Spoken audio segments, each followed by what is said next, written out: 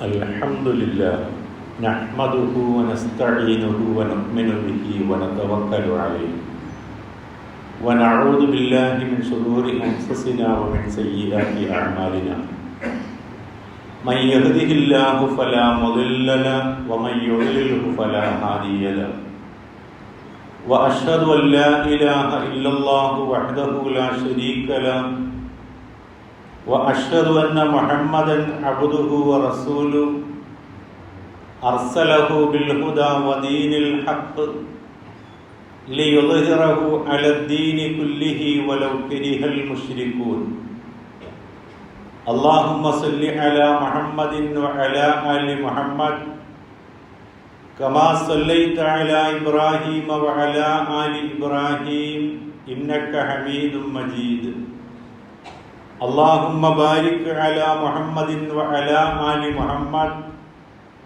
كما باركت على إبراهيم وعلى آل إبراهيم إنك حميد مجيد أما بعد فإن أصدق الكتاب كتاب الله وخير السنن سنن محمد صلى الله عليه وسلم وشر الأمور محدثاتها وكل محدثة بدعة وكل بدعة ضلالة يا أيها الذين آمنوا أوصيكم أولا بتقوى الله أعوذ بالله من الشيطان الرجيم بسم الله الرحمن الرحيم واعبدوا الله ولا تشركوا به شيئا وبالوالدين إحسانا وبذي القربى واليتامى والمساكين والجار ذي القربى والجار الجنب والصاحب بالجنب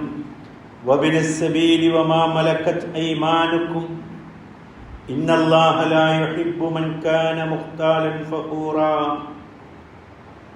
അള്ളാഹുവിൻ്റെ അടിമകളായ സഹോദരങ്ങൾ, അള്ളാഹുവിൻ്റെ വിധിവിലക്കുകൾ അനുസരിച്ച് ജീവിക്കാൻ എന്നെയും നിങ്ങളെയും ആദ്യമേ ഉണർത്തുകയാണ്, ഉപദേശിക്കുകയാണ്.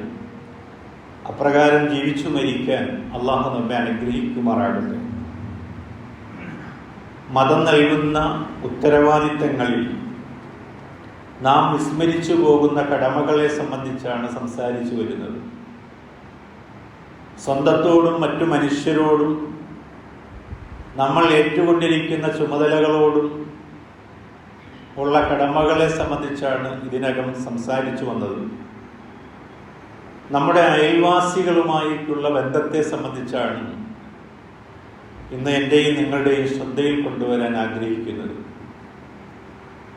അള്ളാഹുവിൻ്റെ റസൂലിൽ നിന്നും അബൂദാവൂദും തിർമിദിയും റിപ്പോർട്ട് ചെയ്യുന്നൊരു ഹദീസിൻ്റെ വചനം കേട്ടാൽ തന്നെ മതിയാകും എത്രമേൽ ഏടുറ്റൊരു ബന്ധമാണ് അള്ളാഹുവും പ്രവാചകനും അതിലൂടെ ലക്ഷ്യമിടുന്നത് എന്ന്.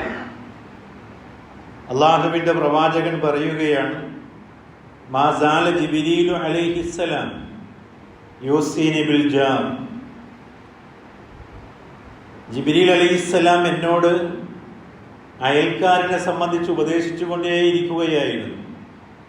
ഹത്താ ദനന്തു, ഞാൻ വിചാരിക്കുന്നത് വരെ, അന്നഹു സയൂരിസഹു, മരണശേഷം അനന്തരാവകാശം കൂടി അവർക്ക് പകുത്തു നൽകേണ്ടി വരും എന്ന് പറയുന്നിടത്തേക്ക് എത്തുന്നത് വരെയും, അല്ലെങ്കിൽ അത് പറയാതെ അതിനപ്പുറം വരെയും ജിബ്രീൽ ഇങ്ങനെ ഉപദേശിച്ചു കൊണ്ടിരുന്നു എന്നുള്ളതാണ്. ആരാണ് ഈ അയൽവാസികൾ എന്ന് പറയുന്നത്? നമ്മൾ തന്നെയാണ്. പരസ്പരം നമ്മൾ പരസ്പരവും നമ്മളല്ലാത്ത ആളുകളൊക്കെ ചേർന്നതാണ് ഈ അയൽവാസികൾ എന്ന് പറയുന്നത്. നമ്മളെക്കുറിച്ച് അന്വേഷിക്കുന്ന ആളുകളോട് നല്ലത് പറയുന്നവർ, നമ്മെ കാണുമ്പോൾ മനസ്സ് തുറന്ന് സ്വീകരിക്കുന്ന ആളുകൾ, നമ്മുടെ അഭാവത്തിൽ നമ്മുടെ അഭിമാനത്തെയും അന്തസ്സിനെയും ഒക്കെ കാക്കുന്ന ആളുകൾ, ആവശ്യങ്ങൾ നിറവേറ്റാൻ സഹായിക്കുന്ന ആളുകൾ, ദുരന്തഘട്ടത്തിലെല്ലാം മറന്നുകൊണ്ട് നമ്മുടെ കൂടെ നിൽക്കുന്ന ആളുകൾ. ഇതാണ് നമ്മളും നമ്മുടെ അയൽവാസികളും എന്ന് പറയുന്നത്. മുൻകാലഘട്ടങ്ങളിൽ ഇസ്ലാമിക ചരിത്രം നമ്മൾ പരിശോധിക്കുമ്പോൾ മുസ്ലിം അയൽപക്കത്തിന് മറ്റുള്ളവർ വലിയ പ്രാധാന്യം കൽപ്പിച്ചതായി നമുക്ക് വായിക്കാവുന്നതാണ്. പുതിയ കാലഘട്ടത്തിൽ മാറി വരുന്ന രാഷ്ട്രീയ സാഹചര്യങ്ങൾക്കൊക്കെ അനുസൃതമായിക്കൊണ്ട് തന്നെ മുസ്ലിങ്ങൾക്ക് പല ടൗണുകളിലും പല നഗരങ്ങളിലും ഇടം കിട്ടുന്നില്ല എന്നതാണ്. അത് ഇസ്ലാമിനെ സംബന്ധിച്ചുള്ള തെറ്റിദ്ധാരണകൾ പരത്തിയത് കൊണ്ടും മുസ്ലിങ്ങൾ പൊതുവെ മോശക്കാരാണ് എന്നൊരു ചിന്താഗതി സമൂഹത്തിൽ പ്രചരിപ്പിച്ചത് കൊണ്ടുമാകാം. എന്നാലും മുസ്ലിങ്ങൾ എന്ന നിലയിൽ തെറ്റിദ്ധാരണ നീക്കാൻ നമ്മൾ കൂടി ബാധ്യസ്ഥരാണ് എന്ന് നമ്മൾ തിരിച്ചറിയേണ്ടതുണ്ട്. ആമുഖമായി ഞാൻ ഓതിവച്ച വചനം ഖുർആനിലെ 4-ാമത്തെ അധ്യായം സൂറ നിസായിലെ 36-ാമത്തെ വചനമാണ്. ആ വചനത്തിലൂടെ പൊതുവായി ഒരു വിശ്വാസി സ്വീകരിക്കേണ്ട കുറേ കാര്യങ്ങൾ അള്ളാഹു എണ്ണി പറയുകയാണ്. അതിൽ വളരെ പ്രധാനപ്പെട്ട നമുക്കെല്ലാവർക്കും മനസ്സിലാകുന്നത് പോലെ വഅബ്ദുല്ലാഹ വലാ തുശ്രികു ബിഹി ഷൈഅ, നിങ്ങൾ അള്ളാഹുവിനെ ആരാധിക്കുകയും അവനോട് മറ്റൊന്നിനെയും പങ്കുചേർക്കാതിരിക്കുകയും ചെയ്യുക എന്നതാണ് ആ കൽപ്പനകളിൽ ഏറ്റവും പ്രധാനമായിട്ടുള്ളത്. വബിൽ വാലിദൈനി ഇഹ്സാന, മാതാപിതാക്കളോട് നല്ല നിലയിൽ വർത്തിക്കുക എന്നതാണ്. വബിദിൽ ഖുർബ വൽ യതാമ വൽ മസാക്കീൻ, അതേപോലെ തന്നെ ബന്ധുക്കളോടും അനാഥകളോടും പാവങ്ങളോടും നല്ല നിലയിൽ വർത്തിക്കണം.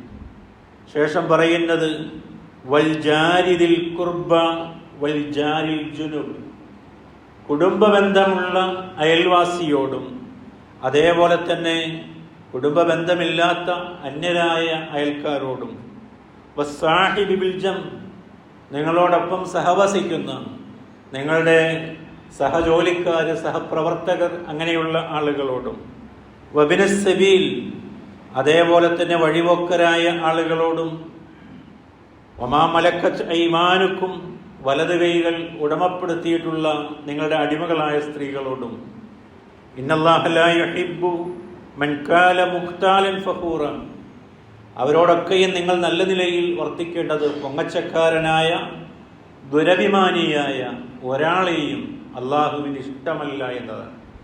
നമ്മൾ പറയുന്ന വിഷയം അയൽവാസികളുമായിട്ടുള്ള കടമകൾ, ഉത്തരവാദിത്തങ്ങൾ. അയൽവാസികൾ ഇസ്ലാമിക ഗണത്തിൽ 3 ഇനത്തിലാണുള്ളത്, അല്ലെങ്കിൽ 3 വിഭാഗമാണ്. ഒന്നാമത്തെ വിഭാഗമാണ് ഈ വചനത്തിൽ ആദ്യമായി പറഞ്ഞത്, അൽ ജാരിദിൽ ഖുർബ, കുടുംബബന്ധമുള്ള അയൽവാസി. അദ്ദേഹം മുസ്ലിമാണ്, അതേപോലെ തന്നെ ബന്ധമുള്ള ആളാണ്, ഒപ്പം നമ്മുടെ അയൽവാസിയുമാണ്. ഏറ്റവും വലിയ പരിഗണന കൊടുക്കേണ്ടുന്ന ഒന്നാമത്തെ ശ്രേണിയിലാണ് അള്ളാഹു അവൻ്റെ വചനത്തിൽ അവരെ പരിഗണിച്ചിട്ടുള്ളത്. രണ്ടാമത് പറഞ്ഞത് വജാരിൽ ജുനുബ്, മുസ്ലിമായി തന്നെയുള്ള അയൽവാസി, നിങ്ങളുമായി വേറെ പ്രത്യേകിച്ച് ബന്ധമൊന്നുമില്ല, അദ്ദേഹം മുസ്ലിമാണ്, അയൽവാസിയുമാണ്, തൊട്ട് താഴെ പരിഗണിക്കേണ്ടവരാണ്. മൂന്നാമത് പറഞ്ഞാൽ ജാർ എന്നാണ്. അയൽവാസികൾ പൊതുവായി നമ്മുടെ വീട്ടിലേക്ക് കടക്കണമെങ്കിൽ അവരുടെ വീട് കൂടി കടന്നു വരണം. ഭാഷയിൽ അങ്ങനെയും പറയും അയൽക്കാർ എന്ന് പറഞ്ഞാൽ. ആ ഗണത്തിൽ വന്ന ഏത് ആളുമായി കൊള്ളട്ടെ, അവരൊക്കെയും നിങ്ങളുടെ അയൽവാസികളാണ്. ഈ ആളുകളോടുള്ള പൊതുവായ മര്യാദകൾ പറയുന്നിടത്ത് 4 കാര്യങ്ങൾ നമുക്കവിടെ കാണും. ഒന്നാമതായി, നല്ല പെരുമാറ്റത്തിന് അവർ അവകാശികളാണ്. നമ്മുടെ മോശം പെരുമാറ്റമല്ല, നമ്മുടെ നല്ല പെരുമാറ്റത്തിൻ്റെ അവകാശികളാണ് അവർ. അവരെ ഉപദ്രവിക്കാതിരിക്കുക എന്നതാണ് രണ്ടാമത്തെ ഭാഗം. അതേപോലെ തന്നെ മനുഷ്യർ എന്ന നിലയിൽ സഹായം ആവശ്യമുള്ള ഘട്ടങ്ങളിൽ സഹായം നൽകൽ അയൽവാസികളോടുള്ള ബാധ്യതയാണ്. നാലാമത് പറയുന്നത്, പ്രയാസമുള്ള ഘട്ടങ്ങളിൽ വലിയ വിപത്തുകളൊക്കെ വരുമ്പോൾ കൈ ഒഴിയാതെ കൂടെ നിൽക്കാൻ സാധിക്കുക എന്നതാണ്. ഇതാണ് പൊതുവായി 4 കാര്യങ്ങൾ പറയുന്നത്. പ്രവാചക അധ്യാപനങ്ങളിലേക്ക് നമ്മൾ പോകുമ്പോൾ ഈ 4 കുറേ നമുക്ക് കാണാൻ കഴിയും. അതാണ് ആമുഖമായി ഞാൻ ജിബ്രീലിന്റെ ഉപദേശത്തോട് പ്രവാചകന്റെ പ്രതികരണമായി പറഞ്ഞ ഹദീസ് വചനം കോട്ട് ചെയ്യാനുണ്ടായ കാരണം അത്രത്തോളം വലിയ ബന്ധമുണ്ട് എന്നുള്ളതാണ്. പക്ഷെ പലപ്പോഴും നമ്മളത് വിസ്മരിച്ചു പോകുന്നു. നിരന്തരം നമ്മൾ കാണുന്നത് കൊണ്ടും പരസ്പരം ഈ അടുത്തിടപഴകുന്നത് കൊണ്ട് ഒരുപാട് ന്യൂനതകൾ പരസ്പരം അറിയാം. നമ്മുടെ കുറവുകൾ നമ്മുടെ അയൽക്കാരനിക്കറിയാം, അയാളുടെ കുറവ് നമുക്കറിയാം. ഒരു അഡ്ജസ്റ്റ്മെന്റ് ജീവിതമാണ്. അതുകൊണ്ട് തന്നെ ഈ കടമകളെ സംബന്ധിച്ച് നമുക്ക് വലിയൊരു ബോധം ഉണ്ടായിക്കൊള്ളുന്നില്ല. ഒന്നാമത് പറയുന്നത് സലാം പറയുക എന്നതാണ്. എന്താണ് ഈ സലാമിലൂടെ ഉദ്ദേശിക്കുന്നത്? നമ്മൾ ഇനിയും മനസ്സിലാക്കപ്പെടാതെ പോകുന്ന സലാമിൻ്റെ മറ്റൊരു ഭാഗമാണ് പറയുന്നത്. ഞാൻ നിങ്ങൾക്ക് നന്മ നേരുകയാണ്. എൻ്റെ മനസ്സിൽ യാതൊരു കുശുമ്പോ കുന്നായ്മയോ അതല്ലെങ്കിൽ മറ്റേതെങ്കിലും നിലക്കുള്ള ദേഷ്യമോ ഈർഷ്യതയോ ഒന്നുമില്ല. പടച്ചവനിൽ നിന്ന് നിങ്ങൾക്ക് നന്മയുണ്ടാകട്ടെ എന്നുള്ള നിഷ്കളങ്കമായ പ്രാർത്ഥനയാണ് ഈ പറയുന്നത്. അത് ഏറ്റവും പ്രധാനപ്പെട്ടൊരു കാര്യമാണ്. എല്ലാവർക്കും നന്മ ആഗ്രഹിക്കാൻ നമുക്ക് സാധിക്കണമെന്നതാണ്. എന്നാൽ നമ്മുടെ അവസ്ഥ എന്താണ്? നമുക്ക് വേണ്ടപ്പെട്ടവരോട് നമ്മൾ സലാം പറയുന്നു. നമ്മുടെ പാർട്ടിക്കാർ, നമ്മുടെ സംഘടനക്കാർ, നമ്മുടെ കുടുംബക്കാർ, അല്ലെങ്കിൽ നമ്മൾ പറയുന്നതിനെ ഒന്നും എതിർക്കാതെ എല്ലാത്തിനും റാൻ മൂളുന്ന ആളുകൾ, ഇവരൊക്കെയാണ് നമ്മൾ ഈ സലാത്തിൻ്റെ പരിധിയിലേക്ക് ഉൾക്കൊള്ളിക്കുക. അല്ലാത്തവരോടൊക്കെ നമ്മളൊരു അകലമാണ് പാലിക്കുക. നോക്കൂ നിങ്ങൾ, ഇമാം മുസ്ലിം തൻ്റെ സഹീഹിൽ രേഖപ്പെടുത്തിയ ഹദീസിൽ ഇങ്ങനെ കാണാവുന്നതാണ്. അള്ളാഹുവിൻ്റെ റസൂല് പറഞ്ഞതായി അബൂ ഹുറൈറ റളിയല്ലാഹു അൻഹു ഉദ്ധരിക്കുന്നു. ലാ തദ്ഖുലൂനൽ ജന്നത ഹത്താ തുഅ്മിനു. പ്രവാചകൻ പറയാ, നിങ്ങൾ പരസ്പരം വിശ്വാസികളാകാതെ ഒരാളും സ്വർഗത്തിൽ പ്രവേശിക്കുകയില്ല. വിശ്വാസിയാകാത്തിടത്തോളം ഒരാളും സ്വർഗപ്രവേശനം സാധ്യമല്ല. വളരെ കൃത്യമായ ഒരു ഭാഗമാണ് പറഞ്ഞു വച്ചത്. വലാ തുഅ്മിനു, ഇനി നിങ്ങൾ വിശ്വാസിയാവുകയില്ല. ഹത്താ തഹാബ്ബു, നിങ്ങൾ പരസ്പരം സ്നേഹിക്കുവോളം. ഒരു മുസ്ലിമായ മനുഷ്യൻ എന്നുള്ള നിലയിൽ പരസ്പരം സ്നേഹിക്കാൻ കഴിയണം മറ്റൊരു മുസ്ലിമിന്. അപ്പോഴാണ് നമ്മുടെ ഈമാൻ അല്ലാഹുവിൽ പരിഗണനീയമാകുന്നത്. എന്ന് ആലോചിച്ച് നോക്കാം നമ്മൾ. അവലാ അദുല്ലുക്കും അലാ ഷൈഇൻ ഇദാ ഫഅൽതുമൂഹു തഹാബബ്തും. ഞാനൊരു കാര്യം നിങ്ങൾക്ക് പറഞ്ഞു തരട്ടെ. റസൂല് ചോദിക്കുക അവരോട്, അത് നിങ്ങൾ ചെയ്യുകയാണെങ്കിൽ നിങ്ങൾക്കിടയിൽ സ്നേഹബന്ധം വർദ്ധിക്കുന്നതാണ്. ആ കാര്യം നിങ്ങൾ പ്രവർത്തിച്ചാൽ. പ്രവാചകനോട് അവർ യേസ് പറഞ്ഞു. അള്ളാഹുവിൻ്റെ റസൂലെ ആയിക്കൊള്ളട്ടെ. അള്ളാഹുവിൻ്റെ പ്രവാചകൻ അവർക്ക് പറഞ്ഞു കൊടുക്കണം, അഫ്ശുസ്സലാമ ബൈനക്കും, നിങ്ങൾക്കിടയിൽ നിങ്ങൾ സലാം വ്യാപിപ്പിക്കുക എന്നത്. നമ്മൾ ഈ ഭാഗം ഒന്ന് പരിശോധിച്ച് നോക്കിയാൽ എത്രയെങ്ങാനും ഹദീസുകളാണ് നമുക്കവിടെ കാണാൻ കഴിയുന്നത്. ഒരു മറയിലേക്ക് പോയി തിരിച്ചു വരുമ്പോൾ വീണ്ടും സലാം പറയുന്നു. ഒരു റോഡിൻ്റെ അപ്പുറത്തേക്ക് മാറി തിരിച്ചിങ്ങോട്ട് വരുമ്പോൾ പിന്നെയും സലാം പറയുന്നു. ഈ പഠനം അവരെ അത്രമേൽ സലാമിനോട് ഇഷ്ടമുള്ളവരാക്കി എന്നുള്ളതാണ്. സലാമൊക്കെ ലോപിച്ചപ്പോൾ നമ്മളിന്ന് കൈ ഇങ്ങനെ പൊക്കലേ ഉള്ളൂ. അപ്പം തിരിച്ചപ്പുറത്തുനിന്നൊരു കൈ പൊക്കലാണ്. ഇത് സലാമായിട്ട് വരവോയിക്കണമെന്നാണ് എൻ്റെ നിങ്ങളുടെയൊക്കെ ആഗ്രഹം എന്ന് പറയുന്നത്. ഇമാം സുയൂത്തി രേഖപ്പെടുത്തിയ ഹദീസിൽ കേട്ടുള്ളൂ നിങ്ങൾ മറ്റൊരു റിവായത്തിൽ, അത്തഴിമുത്തൊആം, വിശക്കുന്നവന് ഭക്ഷണം നൽകൽ, വ അഫ്ശുസ്സലാം, ആളുകൾക്ക് സലാം പറയൽ. ഈ രണ്ട് കാര്യങ്ങൾ തൂറസുൽ ജനാൻ, അതുവഴിയായി നിങ്ങൾ സ്വർഗത്തിന് അവകാശികളാകുമെന്നതാണ്.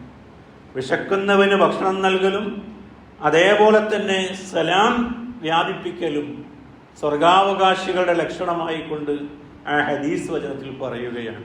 അപ്പോൾ ഒന്നാമത്തെ ഭാഗം എല്ലാവർക്കും നന്മയുണ്ടാകാനുള്ള ഉത്കടമായ ആഗ്രഹത്തെ മുൻനിർത്തി സലാം പറയുക എന്നതാണ്.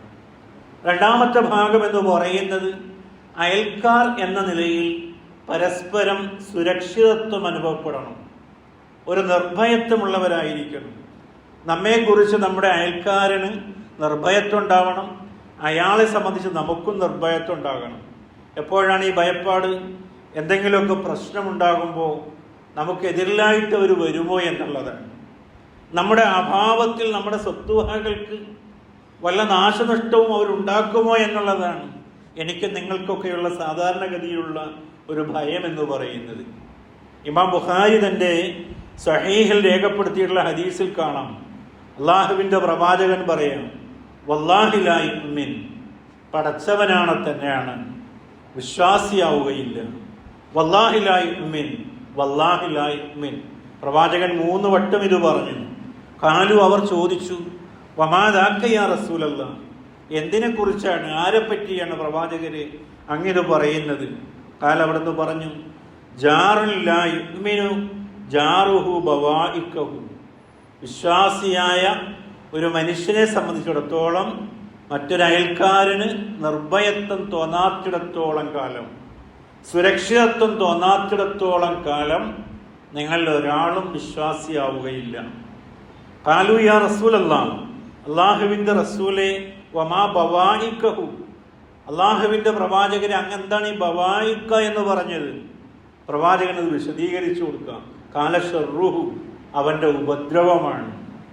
ഒരാളുടെ ഉപദ്രവത്തിൽ നിന്നും സുരക്ഷിതമാകാതെ എൻ്റെ അയൽക്കാരൻ എന്നെപ്പറ്റി സുരക്ഷിതനല്ലാത്ത കാലത്തോളം എൻ്റെ വിശ്വാസം സ്വീകാര്യമാവില്ല എന്നുള്ളതാണ്.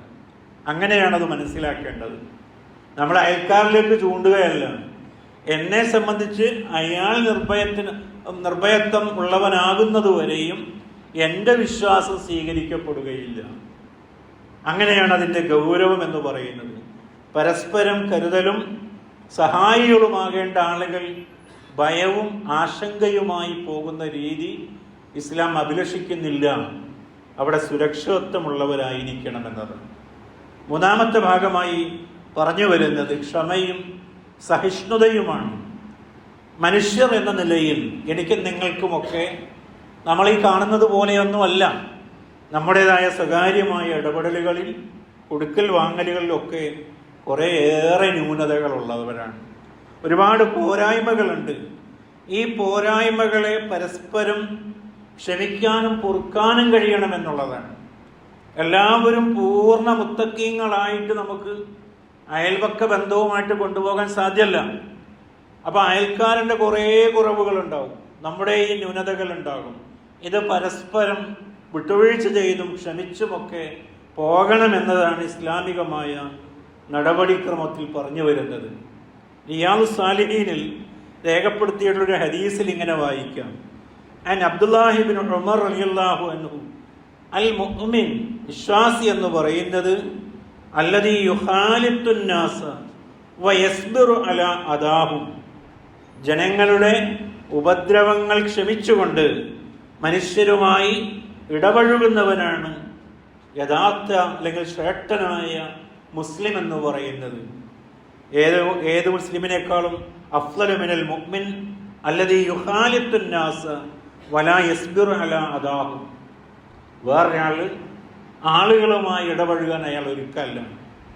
ആളുകളുടെ എന്തെങ്കിലും പോരായ്മകളൊക്കെ ഉണ്ടായാൽ ക്ഷമിക്കാനും മൂപ്പര് ഒരുക്കല്ല. അതിനേക്കാളൊക്കെ ശ്രേഷ്ഠവാനായ മുസ്ലിമായി, മുഅ്മിനായി അള്ളാഹു പരിഗണിക്കുന്നത് ആളുകളുമായി ഇടപഴകുന്നവനാണ്. ഞാനും എൻ്റെ കുടുംബവും എന്ന രീതിയിൽ ഓരോരുത്തരും ഓരോ തുരുത്തിൽ കഴിയണമെന്നത് വിശ്വാസത്തിൻ്റെ സംരക്ഷണമായാലും മറ്റെന്തായിരുന്നാൽ കൂടിയും ആ ഒരു രീതിയല്ല ഒരു സാമൂഹ്യ ബന്ധത്തിൽ ഇസ്ലാം നമ്മുടെ മുന്നിലേക്ക് വയ്ക്കുന്ന ആശയം. എല്ലാവരുമായി ഇടപഴകി ജീവിക്കുന്ന രീതിയാണ്. പ്രവാചകൻ സല്ലല്ലാഹു അലൈഹി വസല്ലമയുടെ സ്വഭാവത്തെ വിശദീകരിക്കുന്നിടത്ത് 3-ാമത്തെ അധ്യായം സൂറ ആല ഇമ്രാനിലെ 159-ാമത്തെ വചനത്തിൽ നമുക്കിത് വായിക്കാം. ഫബിമാ റഹ്മത്തിൻ മിനല്ലാഹ്, അള്ളാഹുവിൻ്റെ പക്കൽ നിന്നുള്ള കാരുണ്യം കൊണ്ട് ലിൻതലഹും, താങ്കൾ അവരോട് വളരെ സൗമ്യനായിരിക്കുന്നു.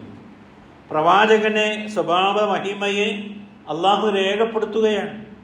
അള്ളാഹുവിങ്കൽ നിന്നുള്ള കാരുണ്യം കൊണ്ട് നീ അവരോട് വളരെ സൗമ്യനായിരിക്കുന്നു. അപ്പോൾ സൗമ്യമായ സ്വഭാവം പ്രവാചകന്റെ ഉത്കൃഷ്ടമായ സ്വഭാവത്തിൻ്റെ ഭാഗമായി ഖുർആൻ രേഖപ്പെടുത്തിയെങ്കിൽ ആ പ്രവാചകന്റെ അനുചരരായ നമ്മളുടെയൊക്കെയും സ്വഭാവം നമ്മളൊന്ന് പരിശോധിക്കേണ്ടതുണ്ട്. ഇതിനോട് തൊട്ട് താഴെ പറയുന്നുണ്ട്, വലൗ കുൻത ഫല്ലൻ ഗലീദൽ ഖൽബി ലൻ ഫല്ലൂ മിൻ ഹൗലിക്, നീ പരുഷ സ്വഭാവിയും കഠിന ഹൃദയനുമായിരുന്നുവെങ്കിൽ നിന്റെ ചുറ്റിലും കൂടിയിരുന്ന ആളുകളൊക്കെ പണ്ടേ പിരിഞ്ഞു പോകുമായിരുന്നു. അവർ പിരിഞ്ഞു പോകാതിരുന്നത് പ്രവാചകന്റെ ഈ ഉത്കൃഷ്ടമായ സ്വഭാവത്തെ മുൻനിർത്തിയാണ് എന്ന് അള്ളാഹു തന്നെയും രേഖപ്പെടുത്തുകയാണ്. അപ്പോൾ നമ്മുടെ സ്വഭാവത്തിൽ വരുത്തേണ്ട മാറ്റമാണ്. കുറവുകൾ, പോരായ്മകൾ പരസ്പരം ക്ഷമിക്കാനും സഹിഷ്ണുത കാണിക്കാനും അയൽക്കാർ എന്ന നിലയിൽ നമ്മൾ ബാധ്യസ്ഥരാണ്. 3 കാര്യങ്ങൾ അള്ളാഹുവിന് ഇഷ്ടമാണ് എന്ന് പറഞ്ഞുകൊണ്ടുള്ള ഒരു ഹദീസ് വചനം ഇമാം നാസിറുദ്ദീൻ അൽബാനി രേഖപ്പെടുത്തുന്നുണ്ട്. അതിൻ്റെ മൂന്നാമത്തെ കാര്യം ഇങ്ങനെയാണ്: റജുലുൻ കാന ലഹു ജാറുൻ സൂഇൻ, ഒരാൾക്കൊരു മോശക്കാരനായ അയൽക്കാരനുണ്ടായിരുന്നു. യുഅദി ബിഹി, അദ്ദേഹം നിരന്തരമായി ഇയാൾക്ക് ചെറിയ ചെറിയ ഉപദ്രവങ്ങളൊക്കെ അങ്ങനെ ഉണ്ടാക്കിക്കൊണ്ടിരിക്കും. ഫയസ്ബിറു അലാ അദാഹു, അങ്ങനെ അദ്ദേഹം ആ ഏൽക്കുന്ന എല്ലാ ഉപദ്രവങ്ങളും ക്ഷമിച്ചുകൊണ്ടേയിരുന്നു. ഹത്താ യക്ഫിഹുല്ലാഹു ഇയ്യാഹു ബിഹയാത്തിൻ ഔ മൗത്തിൻ, ഒന്നെങ്കിൽ ആ ജീവിതകാലം വരെയും അതല്ലെങ്കിൽ മരണം വരെയും. മരണം എന്ന് പറഞ്ഞാൽ രണ്ട് രീതിയിലാകാം. ഒന്നുകിൽ സഹിക്കുന്ന ആളുടെ മരണമാകാം, അതല്ലെങ്കിൽ ഉപദ്രവിക്കുന്ന ആളുടെ മരണമാകാം. ഈ രണ്ട് ഘട്ടം വരെയും ആ ഉപദ്രവങ്ങളൊക്കെ സഹിച്ചിട്ടാണ് ഒരാൾ ജീവിക്കുന്നത് എങ്കിൽ ആ ജീവിതത്തിൽ അങ്ങനെ ജീവിക്കുന്ന ഒരു മനുഷ്യനെ അള്ളാഹു ഇഷ്ടപ്പെടുന്നു എന്നുള്ളതാണ്. നമുക്ക് ഈ ലോകത്ത് ഏറ്റവും വലിയ ഇഷ്ടം വേണ്ടത് അള്ളാഹു നമ്മളെല്ലാവരെയും ഇഷ്ടപ്പെടണം എന്നതാണ്. അപ്പം അതിലൊരു ഗുണമായിട്ടാണ് പറഞ്ഞത്. ഇമാം അബൂ ഹനീഫയുടെ ചരിത്രം പറയുന്നിടത്ത് നമ്മൾ അത്ഭുതപ്പെടുന്ന ചരിത്രമുണ്ട്. അബൂ ഹനീഫയ്ക്ക് ഒരു അയൽക്കാരനുണ്ടായിരുന്നു. നിരന്തരം മദ്യപിച്ചുകൊണ്ട് വഴക്കാളിയായിട്ടുള്ള ഒരു അയൽക്കാരൻ.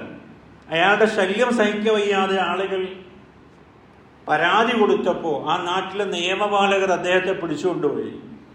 അദ്ദേഹത്തിൻ്റെ കുടുംബം വലിയ പ്രയാസത്തിലാണ്. അദ്ദേഹത്തെ ജാമ്യത്തിനിറക്കാൻ ആരുമില്ല. അയൽവാസിയായ അബൂ ഹനീഫ തന്നെ പോയി എന്നാണ് പറയുന്നത്. ഒന്ന് ആലോചിച്ച് നോക്കൂ, ആ നാട്ടിലെ ഏറ്റവും വലിയ പണ്ഡിതൻ പോയി ഈ ദുർമാർഗിയായ ഈ കുരുത്തം കെട്ട അല്ലെങ്കിൽ മോശക്കാരനായ ഈ മനുഷ്യന് ജാമ്യം നൽകി അദ്ദേഹത്തെ മോചിപ്പിച്ചു കൊണ്ടുവരികയാണ്. അദ്ദേഹത്തിന് വലിയ മാനസാന്തരമുണ്ടായി. മഹാപണ്ഡിതനായ അബൂ ഹനീഫയുടെ ഈ നടപടിയെ മുൻനിർത്തിക്കൊണ്ട് അദ്ദേഹത്തിൻ്റെ ജീവിതത്തിൽ വലിയ മാറ്റമുണ്ടായി എന്നാണ് ആ ചരിത്രത്തിൽ പറയുന്നത്. നമ്മളൊക്കെ അത്തരത്തിൽ നമ്മൾ വഴിയായി ഒരാൾക്കൊരു മാറ്റമുണ്ടാകട്ടെ, ഒരാൾ നന്മയിലേക്ക് വരട്ടെ. വലിയ മോശക്കാരായ ഒരുപാട് ആളുകളെ എനിക്കും നിങ്ങൾക്കും അറിയാം. ആ മോശക്കാരായ ആളുകളെ നന്മയിലേക്ക് നയിക്കുന്നതിൽ എൻ്റെയും നിങ്ങളുടെയും പങ്കെന്താ ഉള്ളത്? നമ്മളവരെ ബ്രാൻഡ് ചെയ്യുക, അതൊന്നും ചൊവ്വാകാൻ പോകുന്നില്ല എന്നതാണ് നമ്മുടെയൊക്കെ ഒരു വാക്ക്. നമ്മളൊരു പരിശ്രമം ആ രംഗത്തെന്തെങ്കിലും നടത്താറുണ്ടോ എന്ന് നമ്മൾ അന്വേഷിക്കേണ്ടതുണ്ട്. മറ്റൊരു കാര്യമെന്ന് പറയുന്നത് അയൽവാസികളെ സംബന്ധിച്ചുള്ള കൃത്യമായ അറിവുണ്ടാകണം എന്നതാണ്. പുതിയ കാലഘട്ടം എന്ന് പറയുന്നത് എല്ലാ ബന്ധങ്ങളും അറ്റുകൊണ്ടിരിക്കുകയാണ്. അയൽക്കാരനേക്കാളൊക്കെ വളരെ മുമ്പ് തന്നെ മാതാപിതാക്കളും അടുത്ത ബന്ധുക്കളുമൊക്കെ ആയിട്ടുള്ള ബന്ധങ്ങൾ നമ്മുടെ അറ്റുകൊണ്ടിരിക്കുന്നു.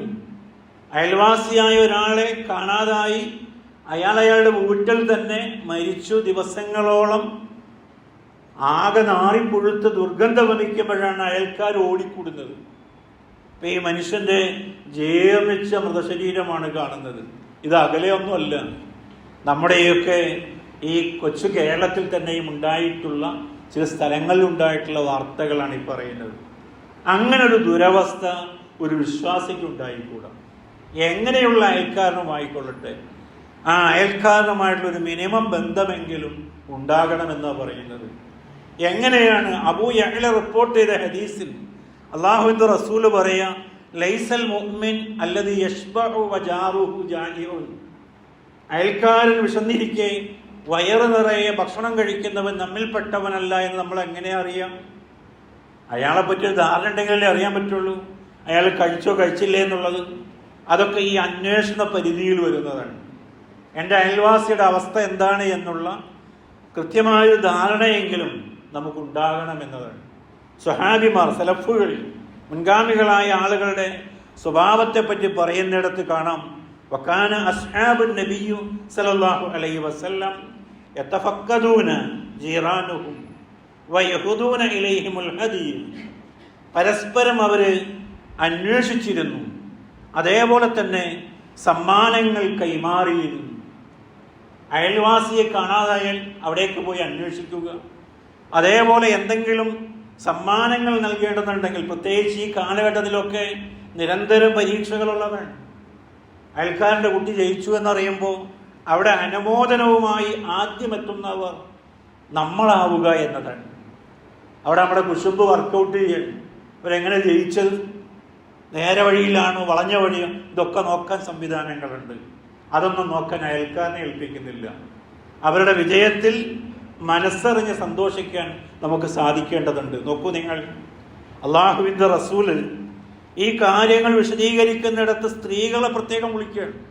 യാ നിസാ അൽ മുസ്ലിമ, അല്ലയോ മുസ്ലിം സ്ത്രീകളെ, ലാ തഹക്കിറന്ന ജാറത്തുൻ ലി ജാറത്തിഹ, ഒരയൽവാസിയായ സ്ത്രീയും മറ്റൊരു അയൽവാസിയായ സ്ത്രീക്ക് ഏതെങ്കിലും നന്മകൾ ചെയ്യുന്നതിനെ നിസ്സാരമായി കാണരുത്. പ്രവാചകൻ പറയുകയാണ്, വലൗ ഫിർസിന ഷാക്കിൻ, ഒരാടിൻ്റെ കുളമ്പാണ് എങ്കിലും. അവർ ചോദിക്കുന്നുണ്ട്, എന്താണ് ഈ ഫിർസിന എന്ന്? അൽ അലമു ഖലീലുൽ ലഹം, വളരെ കുറച്ച് മാത്രം മാംസമുള്ള ആടിൻ്റെ ആ ഭാഗമാണ്, ശരീരത്തിൻ്റെ ഭാഗമാണ് ഫിർസിന എന്ന് പറയുന്നത്. അതിനാണ് നമ്മൾ കുളമ്പ് എന്ന് പറഞ്ഞത്, കാലിനോടടുത്ത ഭാഗം. അത് കൊടുത്തിട്ടാണ് എങ്കിലും ഈ അയൽപക്ക ബന്ധം വളരെ ഊഷ്മളമാക്കി നിർത്താൻ അള്ളാഹുവിൻ്റെ റസൂല് പെണ്ണുങ്ങളോട് പറയാം. എല്ലാം ഇക്ക കൊടുത്തുകൊള്ളും എന്നുള്ളത് എല്ലാ നാട്ടിലെയും പെണ്ണുങ്ങളുടെ ഒരു പൊതുവർത്താനാണ്. ആരെന്ത് ചോദിച്ചാലും അത് ഇക്കാനോട് ചോദിച്ചാൽ മതി എന്നാ പറയല്ലേ. അവനവർക്ക് എല്ലാവർക്കും സ്വർഗത്തിൽ പോകണം. അതുകൊണ്ട് നമ്മുടെ ഖബറിലെ സുരക്ഷയ്ക്ക് വേണ്ടി, നമ്മുടെ സ്വർഗത്തിന് വേണ്ടി പ്രത്യേകമായ ഈ ഉപദേശങ്ങൾ ഇതൊക്കെ കാണാം. നോക്കൂ നിങ്ങൾ, അബൂദറിനെ വിളിച്ചുകൊണ്ട് പ്രവാചകൻ ഉപദേശിക്കുകയാണ്. ഇമാം മുസ്ലിം റിപ്പോർട്ട് ചെയ്ത ഹദീസ്, ഇദാ തബഖ്ത മിർഖത്തൻ, നീ വീട്ടിലെന്തെങ്കിലും സ്പെഷ്യലായി പാചകം ചെയ്താൽ ഫക്സിർ മാഅഹ വതആഹുദ് ജീറാനിക്, അതിൽ നീ വെള്ളം കലർത്തിയിട്ടാണ് എങ്കിലും നിന്റെ അയൽവാസിക്ക് അതിൻ്റെ ഒരു പങ്ക് കൊടുക്കണമെന്ന്. അപ്പം എത്രമേൽ അള്ളാഹുവിൻ്റെ റസൂൽ ഈ കാര്യങ്ങളൊക്കെയും ശ്രദ്ധിക്കുകയും നമ്മെ ഉപദേശിക്കുകയും ചെയ്യുന്നുണ്ട് എന്ന് നമ്മൾ ആലോചിച്ച് നോക്കൂ. അയൽവാസിയായ ആളുടെ കുട്ടികൾ നമ്മുടെ വീട്ടിലെ പ്രത്യേകമായി പാചകം ചെയ്യുന്ന ബീഫിൻ്റെയും മട്ടൻ്റെയും ഒക്കെ മണം അടിച്ചു വീശുമ്പോൾ അവരാഗ്രഹിക്കും, ആ മക്കൾ ആഗ്രഹിക്കും. അതിനുവേണ്ടി അവർ അവരുടെ വീട്ടുകാരെ ശല്യപ്പെടുത്തും. ഈ പ്രയാസങ്ങളൊക്കെ, ഈ മനോദുഃഖങ്ങളൊക്കെ തന്നെയും ഇസ്ലാം പരിഗണിക്കുകയാണ്. അതുകൊണ്ട് അതിൻ്റെ ഒരു പങ്ക് നിങ്ങൾ അവർക്ക് എത്തിച്ചു കൊടുക്കണമെന്ന് പറയാം. നോക്കൂ നിങ്ങൾ, മറ്റൊന്ന് പറയുന്നത് ന്യൂനതകൾ മറച്ചു വെക്കണമെന്നതാണ്. അത് ഇസ്ലാമിൻ്റെ അല്ലെങ്കിൽ മുസ്ലിങ്ങളുടെ പൊതുവായൊരു സമീപന രീതിയാണ് പറയുന്നത്. ഒരു മുസ്ലിമിനെ സംബന്ധിച്ചിടത്തോളം മറ്റൊരാളുടെ ന്യൂനതകൾ തേടി നടക്കുകയും അത് പരസ്യപ്പെടുത്തുകയും ചെയ്യുക എന്നത് ഒരിക്കലും മതത്തിൽ അനുവദിക്കപ്പെടുന്ന കാര്യമല്ല. ആ കൂട്ടത്തിൽ പറയുന്നൊരു ഹദീസിന്റെ ആശയം ഇങ്ങനെയാണ്: ഒരു വിശ്വാസിയുടെ ന്യൂനത ഒരാൾ അന്വേഷിച്ച് നടന്നാൽ അവന്റെ ന്യൂനത അള്ളാഹ് അന്വേഷിച്ച് നടക്കുമെന്നാണ്. എന്നിട്ട് അവൻ ഏതെങ്കിലും അന്തഃപുരത്തിൽ പോയി, കൊട്ടാരത്തിലെ ഏതെങ്കിലും ഒരു മുറിയിൽ പോയി ഒളിച്ചിരുന്നാലും അള്ളാഹ് അവനെ പിടിച്ച് ജനമധ്യത്തിൽ വഷളാക്കുമെന്ന് പറയുന്ന അത്രയും താക്കീത് നൽകുന്ന ഹദീസുണ്ട് എന്നുള്ളത്. എത്ര ഗൗരവമാണ് പറഞ്ഞതിന്. മനുഷ്യർക്ക് ന്യൂനതകളില്ല എന്നല്ല പറഞ്ഞത് ഇസ്ലാം.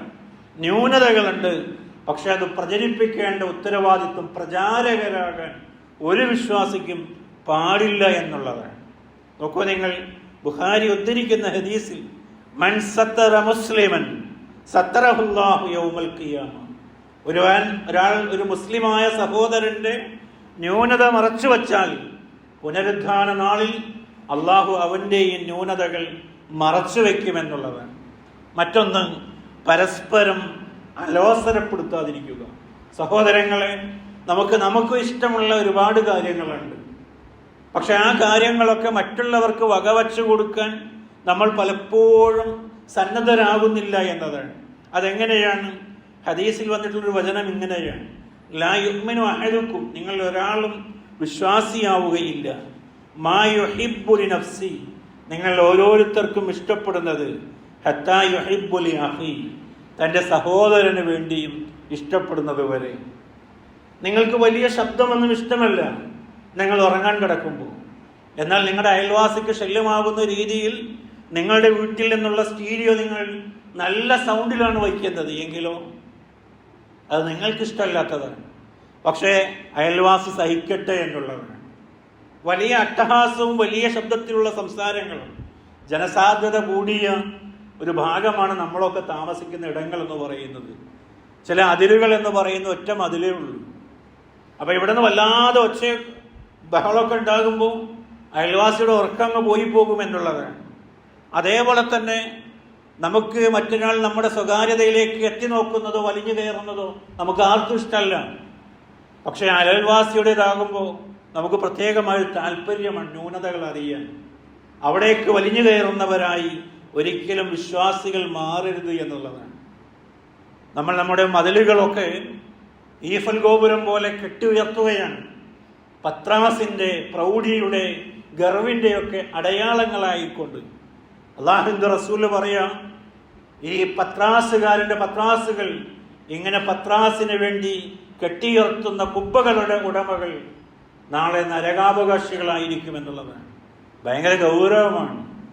ഈ കുബ്ബ ആരുടേതാണ് എന്ന് ചോദിച്ച പ്രവാചകനോട് പറഞ്ഞത് അൻസാരിയായ സഹോദരൻ്റെതാണ് എന്നതാണ്.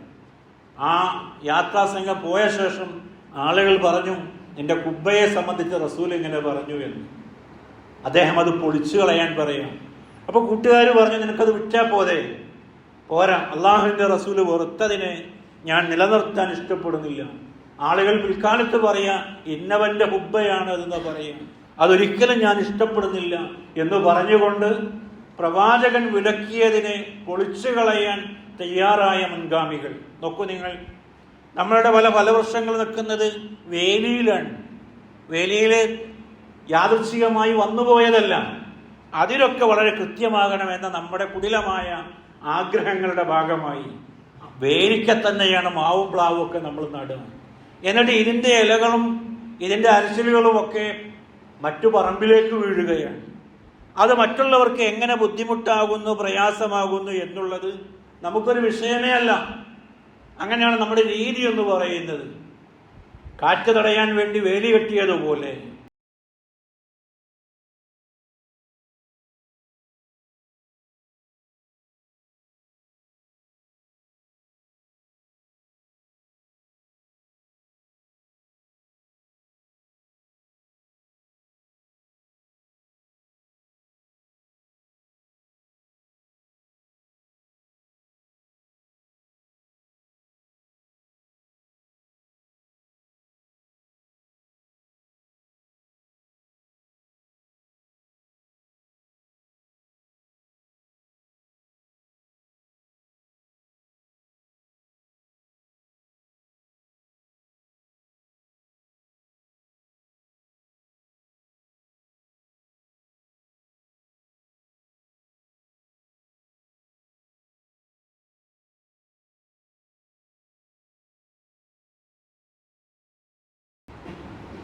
നമ്മളത് കിട്ടിയാൽ ലാഭം എന്ന രീതിയിൽ കാത്തു സൂക്ഷിക്കുന്നവരാണ് നമ്മൾ. അതൊരു നേട്ടമായി കാണുന്ന ആളുകളാണ്. അപ്പൊ ഇതൊക്കെയാണ് നമ്മുടെ മുൻഗാമികൾ എന്ന് പറയുന്നവർ. അവർ ജീവിച്ച